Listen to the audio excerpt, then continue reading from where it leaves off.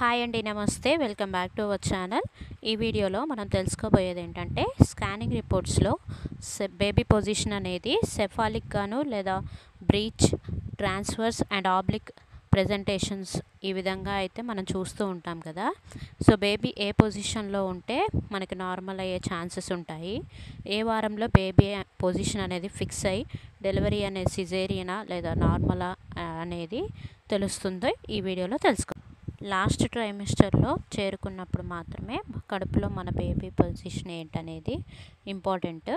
ఎందుకంటే బేబీని బయటికి తీసేటప్పుడు బేబీ అనేది ఏ పొజిషన్లో ఉందనేది ముఖ్యంగా చూసుకుంటారు.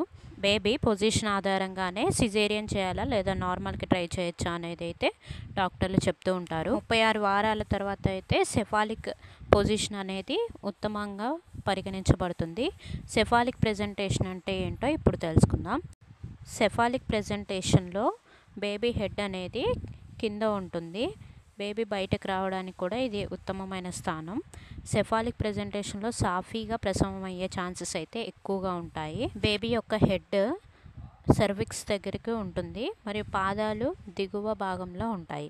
సో ఇది అనేది సురక్షితంగా మరియు ఆరోగ్యకరంగా ప్రసవానికి ఇది ఉత్తమమైన స్థానం అన్నమాట.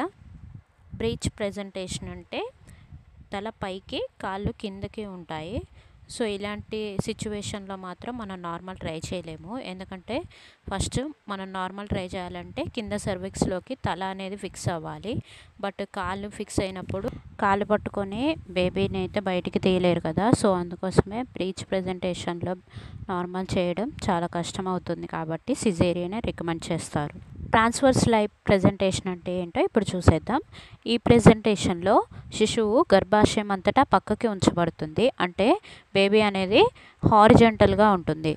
సో నార్మల్ చేసి బేబీని అయితే తీయలేము ఈ ప్రెజెంటేషన్లో, అందుకే సిజేరియనే రికమెండ్ చేస్తారు. నార్మల్ అవ్వడానికి సెఫాలిక్ పొజిషన్ అనేది బెస్ట్ అని మనం చెప్పుకున్నాం కదా. సో పిండం ఎప్పుడు సెఫాలిక్ పొజిషన్లోకి వస్తుంది అనేది ఇప్పుడు మనం తెలుసుకుందాం. పిండం సెఫాలిక్ పొజిషన్లోకి వెళ్తున్నప్పుడు దానిని హెడ్ ఎంగేజ్మెంట్ అంటారు. ఇది 32 నుంచి 36 వారాల మధ్య అంటే 3వ త్రైమాసికంలో బేబీ స్టార్లు ఈ స్థానానికి చేరుకుంటారు. హెడ్ అనేది జారడం స్టార్ట్ అయినప్పుడు పిండం కటి కాలువలోకి అంటే సర్విక్స్లోకి కిందకి కదలడం ప్రారంభిస్తుంది. ఈ దశలోనే శిశువు యొక్క పొత్తి కడుపు చాలా తక్కువగా ఉంటుంది. బేబీ సెఫాలిక్లో ఉందని మనకి ఎలా తెలుస్తుందంటే మీ బొడ్డు పైన మీ చేతిని రుద్దడం ద్వారా మీరు వారి స్థానాన్ని అయితే ఫీల్ అవ్వచ్చు.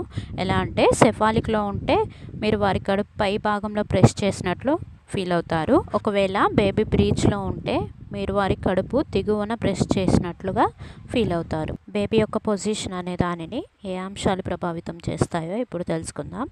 గర్భాశయం యొక్క ఆకారం, పరిమాణం, మీ పొత్తి కడుపు యొక్క కండరాల బలం, ఉమ్మనీరు పరిమాణం మరియు మావి యొక్క స్థానం వంటి అనేక అంశాలు గర్భధారణ సమయంలో మీ శిశువు యొక్క స్థితిని ప్రభావితం చేయవచ్చు. అంతేకాకుండా మీ బేబీ మూమెంట్స్ అనేవి కూడా బేబీ పొజిషన్ అనే దాని మీద ప్రభావితం చూపిస్తాయి. ఈ వీడియో ద్వారా స్కానింగ్ రిపోర్ట్స్లో చూపించే బేబీ ప్రెజెంటేషన్లో బేబీ ఏ విధంగా ఉంటుందో మీరు అర్థం చేసుకున్నారని అనుకుంటున్నాను.